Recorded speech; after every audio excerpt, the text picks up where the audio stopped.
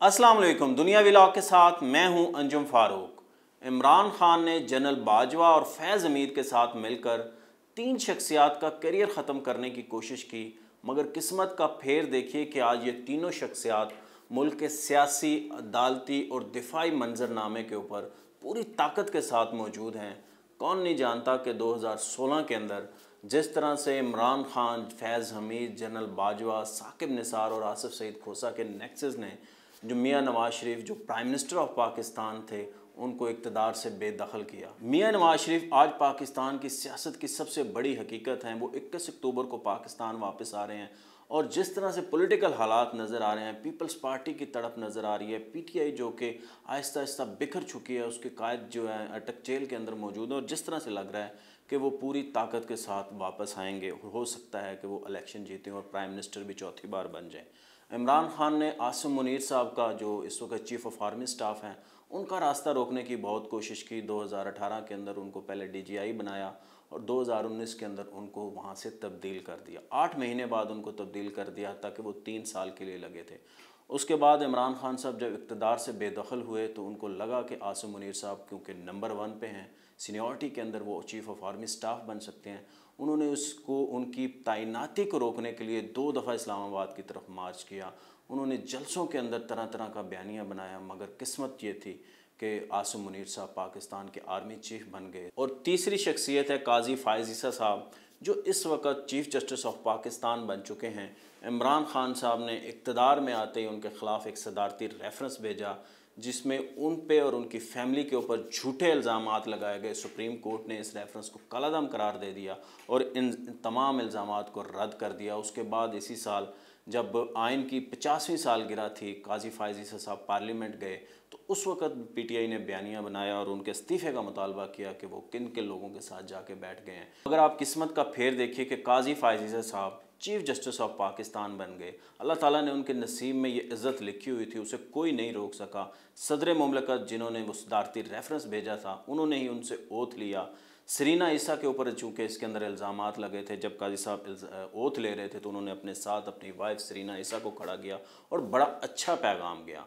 बहुत सारे लोगों ने इसके ऊपर तनकीद की सोशल मीडिया के ऊपर, मगर उन शायद नहीं जानते कि बरतानिया के अंदर भी और अमेरिका के अंदर भी जब भी कोई बहुत बड़ी शख्सियत चीफ़ जस्टिस या कोई भी मिनिस्टर या सदर ओथ लेता है तो उसकी फैमिली साथ खड़ी होती है और वाइफ तो अक्सर साथ खड़ी होती है। ये कोई अनहोनी नहीं हुई। काजी फ़ायज़ ईसा साहब से पूरी कौम ने उम्मीदें बांध ली हैं कि वो इंसाफ करेंगे। पीटीआई भी उनसे इंसाफ की तलबगार है। पीटीआई ने जो अपने पैगाम में कहा है कि पाकिस्तान तहरीक इंसाफ की तरफ से काजी फ़ायज़ ईसा को मुल्क के 29वें चीफ़ जस्टिस की हैसियत से हलफ उठाने पर मुबारकबाद। तहरीक इंसाफ का चीफ़ जस्टिस से इंसाफ के तकाज़ों को मलहूज़ ख़ातर रखते हुए शहरियों के बुनियादी हकूक़ का तहफ़्फ़ुज़ यकीनी बनाने की उम्मीद का इज़हार। उम्मीद करते हैं कि नौ मुंतखब चीफ़ जस्टिस आइन और कानून के असूलों के तहफ़्फ़ुज़ के तमाम तकाज़ों को पूरा करेंगे। ये एक बड़ी अच्छी बात है कि उनके ऊपर पीटीआई को भी एतमाद है और बाकी सियासी जमातों को भी एतमाद है और आम लोगों को भी एतमाद है। चीफ़ जस्टिस जब सुप्रीम कोर्ट गए, पहले दिन गए, उन्होंने प्रोटोकॉल नहीं लिया, उन्होंने बड़ी गाड़ी नहीं ली, उन्होंने अपने नाम के साथ चीफ़ जस्टिस नहीं लिखवाया और ये बहुत अच्छा पैगाम। उन्होंने उस तरह से सिक्योरिटी नहीं ली, जितनी ज़रूरी सिक्योरिटी थी वो तो ज़ाहिर है उनके साथ होती है, मगर उन्होंने जो चीफ़ जस्टिस की सिक्योरिटी है वो नहीं ली और उन्होंने आते ही फुल कोर्ट बनाया। उन्होंने प्रैक्टिस एंड प्रोसीजर एक्ट के ऊपर एक फुल कोर्ट बनाया। वो इसके बहुत बड़े हामी थे। वो चाहते थे कि इसका जो है फ़ैसला जल्द अज जल्द हो, मगर ये 4 माह से इस कानून को मुअत्तल किया हुआ था बंदयाल साहब ने, तो उन्होंने आते ही पहला कोर्ट बनाया। और आज सबसे बड़ी हैरत की बात ये हुई कि उन्होंने आते ही अपने साथी जजेस से मीटिंग की फुल कोर्ट से पहले और उसको ओपन कर दिया। उसको उनके वहाँ पे कैमरे लगाए गए और इस नशरियात को टेलीविज़न चैनल्स के ऊपर पूरी दुनिया के अंदर दिखाया गया, पाकिस्तान में दिखाया गया, आम लोगों ने देखा। फिर वही मनचलों ने तनकीद की कि ये क्या हो रहा है, ये ऐसे नहीं होना चाहिए। भाई ये बहुत ज़रूरी चीज़ है, ये इंडिया के अंदर भी होता है, ये अमेरिका के अंदर भी होता है, यूरोप में भी होता है, इंग्लैंड के अंदर भी होता है। ये कोई अनहोनी चीज़ नहीं। हमारी दफ़ा चूँकि हमारे यहाँ पहली बार हुई है तो हमें इसलिए बुरा लग रहा है। जो पिटिशनर है इस केस के, उन्हें भी कोई इस कानून से ज़्यादा एतराज़ नहीं लग रहा था। वो चाहते थे सुप्रीम कोर्ट बनाए, क्योंकि उनकी दलील है कि 1980 के अंदर जो अदालती इस्लाहात हुई थी और कानून बनाए गए थे, रूल्स बनाए गए थे, वो सुप्रीम कोर्ट ने खुद बनाए थे। अब उनको कौन बताए कि उस वक्त पार्लियामेंट मौजूद नहीं थी। उस वक्त मुल्क के अंदर मार्शल लॉ लगा हुआ था, ज़ियाउल हक का दौर था जब पार्लियामेंट मौजूद नहीं थी। बल्कि 1985 के अंदर पार्लियामेंट आई थी, उस वक्त तो मौजूद ही नहीं थी। तो ज़ाहिर है सुप्रीम कोर्ट ने अपने रूल्स खुद ही बनाने थे। अब जबकि पार्लियामेंट मौजूद है तो कानून जो है, कानून साजी करना, कानून बनाना, आइन के अंदर अमेंडमेंट करना, ये पार्लियामेंट का काम है, ये किसी और अदारे का काम नहीं है। और ये पहले देखते हैं कि ये प्रैक्टिस एंड प्रोसीजर बिल है क्या है। इसके अंदर जो 184(3) के तहत जो अज़ खुद नोटिस या कोई भी शख्स दरख्वास्त लेके जाता है तो उसके ऊपर तय हुआ है कि इसको पहले कमेटी में पेश किया जाएगा। चीफ जस्टिस खुद बेंच नहीं बनाएंगे, कमेटी 2 सीनियर जजेस के ऊपर मुश्तमिल होगी जो कसरत राय से फ़ैसला करेगी, और जो बुनियादी हकूक़ के और अवामी नवीयत के मामलात होंगे उसके ऊपर 3 या 3 से ज़ायद जो है ना जो जजेस पर मुश्तमिल बेंच होगा। और जो आइनी पटिशन्स होंगी या 184(3) के तहत आएंगी तो उनके ऊपर 5 रुकनी बेंच होगा या उससे बड़ा होगा।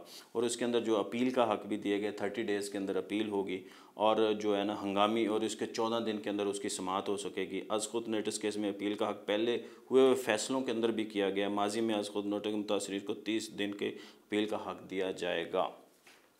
चूँकि जिस वक्त ये कानून बन जाएगा तो उसके बाद जो है ना, कानून तो वैसे बन गया था मगर उसके बाद चूँकि सुप्रीम कोर्ट ने इसको मुअत्तल कर दिया, उसके बाद 30 दिन होंगे। जो पुराने केसेस हैं जैसे नवाज शरीफ साहब का है, जहांगीर तरीन साहब का है, वो भी इसके अंदर अपील कर सकेंगे क्योंकि उनको उस वक्त अपील का राइट नहीं मिला था, उन्हें रिव्यू का राइट मिला था। और रिव्यू के अंदर सेम जजेस होते हैं और इसके अंदर जो अपील होगी तो उसके अंदर ज़ाहिर बेंच भी बड़ा होगा और उसके अंदर के जो जजेस भी होंगे वो उसको नए सिरे से सुनेंगे। तो ये मामलात है जो आज समाअत हुई है, उससे लग रहा है कि काजी साहब जो है ना अपने इख्तियारात सरेंडर करने के लिए तैयार हैं। वो चाहते हैं कि सुप्रीम कोर्ट जो है वो मजबूत हो। आइन के अंदर भी बात सुप्रीम कोर्ट की लिखी हुई है, चीफ जस्टिस के इख्तियारात नहीं लिखे, वहाँ पे चीफ जस्टिस का लफ्ज़ यूज़ नहीं हुआ, वहाँ पे सुप्रीम कोर्ट का लफ्ज़ यूज़ हुआ है। तो काजी साहब ने आज जो वहाँ पे जजेस का जो मुझे लग रहा था इस कानून के हक़ में जो जजेस थे, हमें लग रहा था काजी साहब उसमें वो चीफ जस्टिस ऑफ पाकिस्तान भी यही चाहते थे, मैं आइन और कानून के ताबे हूँ, सुप्रीम कोर्ट के फैसलों के ताबे नहीं हूँ। ये चीफ जस्टिस ने कहा है, मैं ये सारा वज़न नहीं उठाना चाहता बल्कि अपने साथियों के साथ शेयर करना चाहता हूँ। मुझे बतौर चीफ जस्टिस आप ज़्यादा मजबूत करना चाहते हैं। आपका आइन सुप्रीम कोर्ट से नहीं अल्लाह के नाम से शुरू होता है। ऐसे इख्तियारात आप मुझे देना भी चाहें तो मैं नहीं लेना चाहूँगा।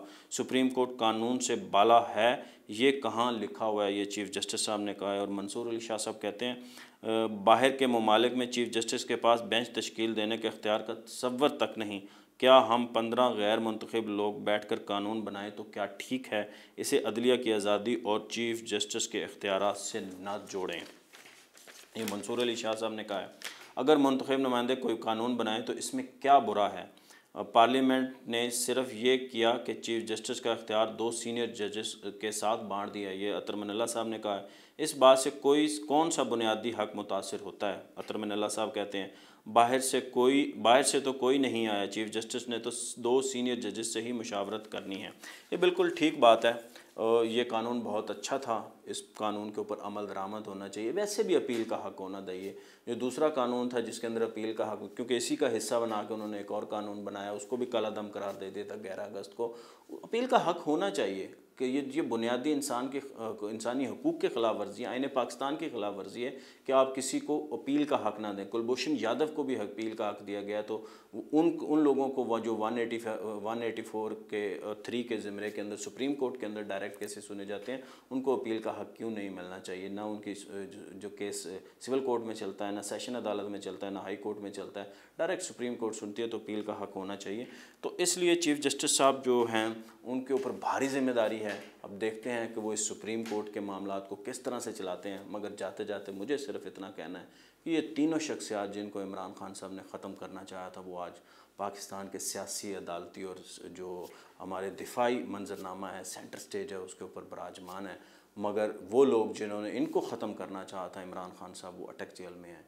जो आपके फैज़ हमीद साहब हैं, वो जॉब से भी हाथ धोना पड़ा और वो पता नहीं इस वक्त कहाँ हैं। जनरल बाजवा साहब रिटायर हो चुके हैं और जो साकिब निसार साहब हैं, आसिफ सईद खोसा साहब हैं, वो सब रिटायर होकर जा चुके हैं। और ये लोग जिनको ख़त्म करने के लिए ये सारी मनसूबाबंदी की थी, ये आज पाकिस्तान की हकीकत है। मुझे दीजिए इजाज़त। अल्लाह हाफ़िज़।